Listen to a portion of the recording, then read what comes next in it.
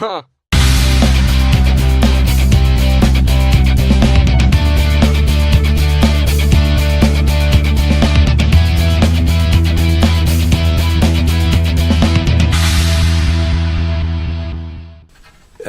Having put these two halves together, this line is no longer a straight line between the two.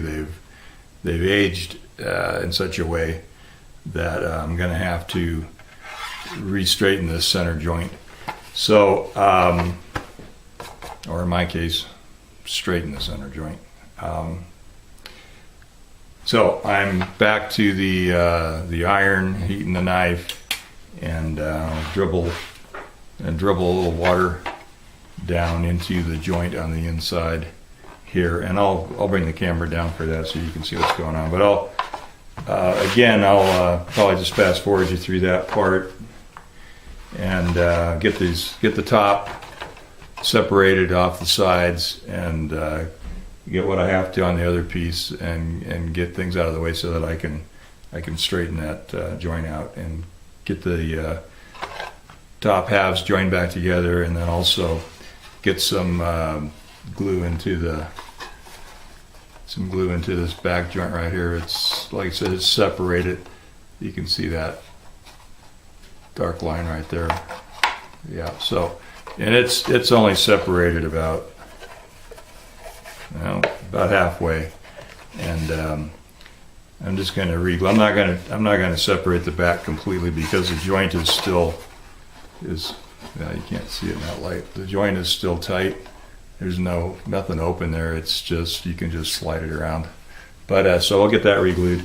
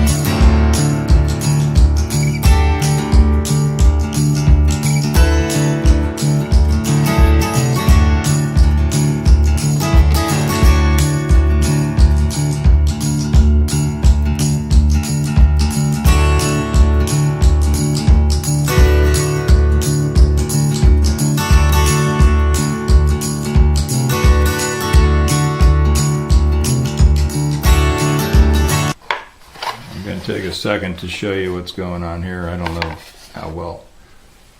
I'm not seeing the screen very good, but I've actually got to split the top with the knife. I caught a piece of grain right here, and it's not running between the side and the top. I'm actually into the grain here, so I have to mess with that.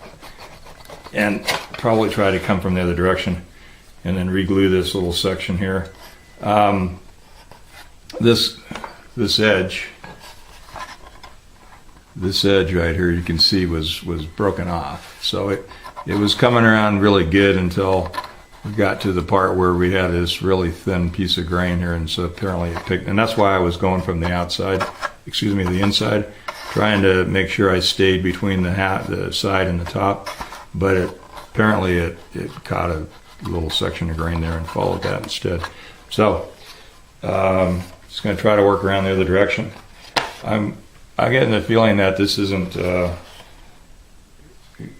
terribly productive video anyway, so I don't think I'll film all this. Just going to keep working this side around. I get it separated, I'll show you what we got.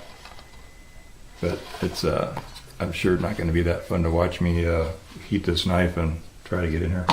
So I'll just turn you loose at this point, bring you back in when I got something to show you. So it's getting close, and I got one hand holding the knife on the iron, and I got the other hand a little bit of water. I've come all the way around from the other end through the little notch out thing here. What do they call that on a violin? The waist. Anyway, and then the filigree little jobbies.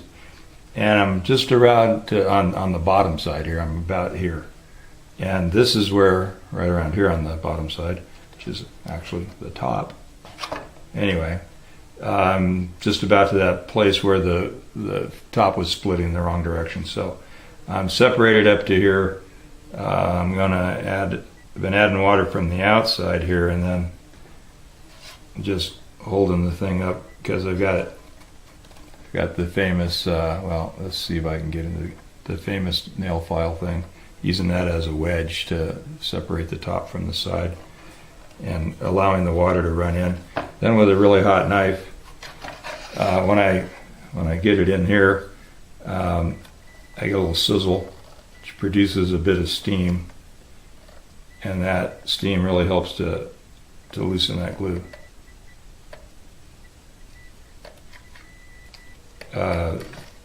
This particular try didn't seem to do an awful lot. That knife is definitely hot. You know, I got a lot of crud on that knife glue, so I'm going to go ahead and scrape that back off. That might be hindering things here a bit.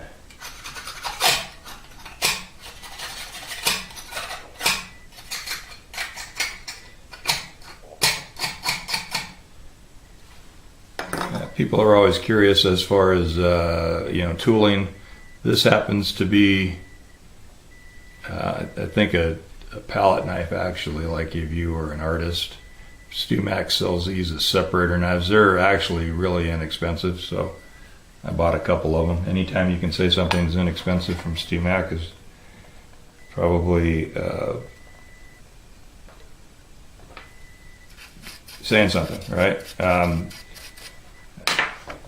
I don't like to knock StewMac there. They got a lot of stuff that I can't find elsewhere, and they do a really good job. So I'm waiting for them to ask me to do a shop tip. You know, what do they call those? Their videos. Dan Earlywine comes into your shop and asks you how to do something. Show him how to do something. That's, yeah. That'll happen.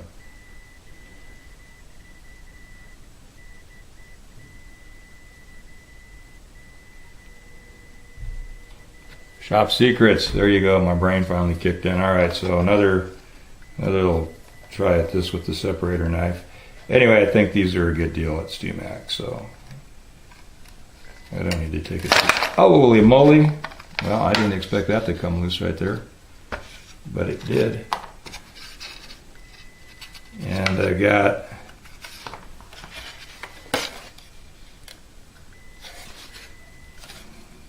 got a little bit of the top still stuck on this side here, so I'll separate that off and see if I can't get it glued back into the top where it goes. Also got a bit of the lining here, so actually maybe not. Maybe that's just all top. That's good, because then all I got to do is worry about getting that loose. It's liner. It's stuck in here where the top was, where the side was. So anyway, it's apart now. Let me grab this section over here.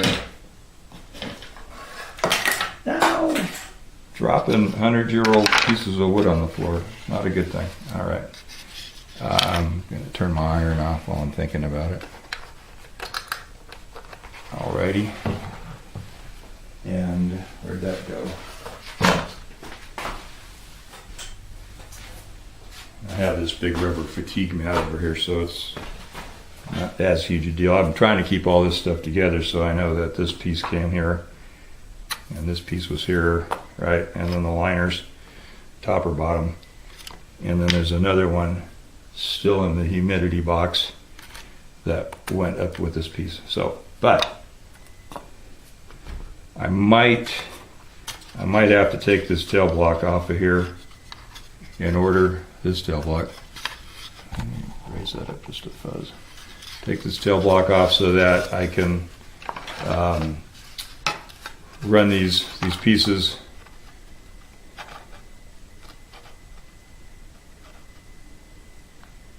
I'm going to determine which side is not straight. I think one was actually straight and one was not, but I can't. I've got a granite slab, and I've got my feed tables on my joiner that are really flat, or on my table saw even, and I can stick a piece of sandpaper down and just run this, on the sandpaper to straighten that edge out. I also have a block plane that I can keep sharp, and it may not be right now, but I can get it sharp enough to do this properly. I'm just not sure I want to hit that with a block plane. I tend to take too much off if I do that. So I'll probably just hit it with sandpaper, try to straighten the edge out like that on a flat surface. But if I set it up right on the edge, I can do one here. I can do one like that, because this block is back from the edge here. It just sticks out. Oops, sorry. It sticks out here, so I would have to be far enough out on the edge of my joiner table that I wouldn't be hitting that inside part of that block, because then it would roll it out of square. So I'd really like to leave that on there, because as I tried before, it appeared to be on there really solid, and no reason to pull that off if I don't have to. So that's it. Gonna set up for that. Actually, we're right back in. I just decided to take my straight edge and have a look at this and see which one of these might be the straighter of the two. May not be able to do it in a fashion that you can see, but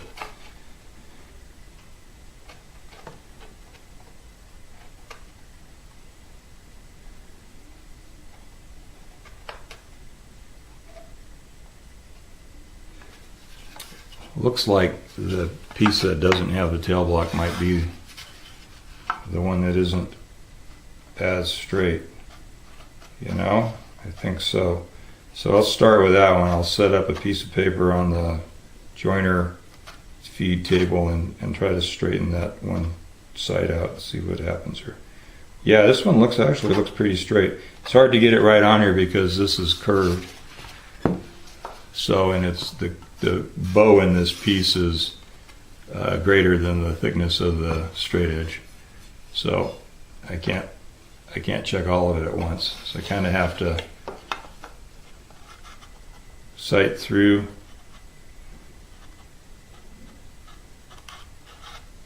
I think that's pretty straight, so that's a good thing. We'll start with the one piece that doesn't have any interference involved, and run that on there. All right, so at joiner in feed table, which is nice and straight, put some 220 sticky paper on it, and I've already done a few passes on both pieces.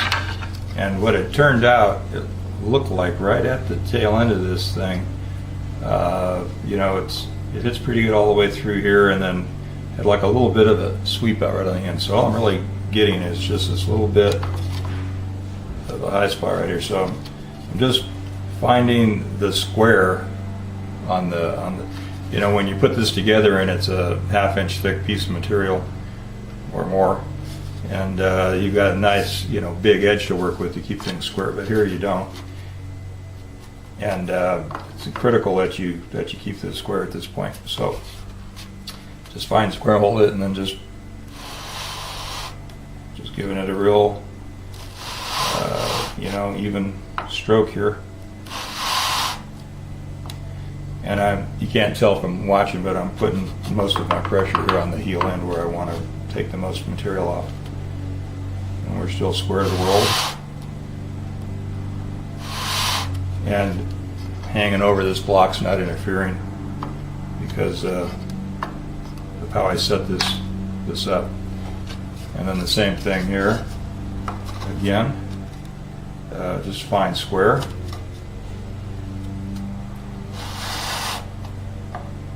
Come back. Every time I'm checking to make sure I'm good and tight on square.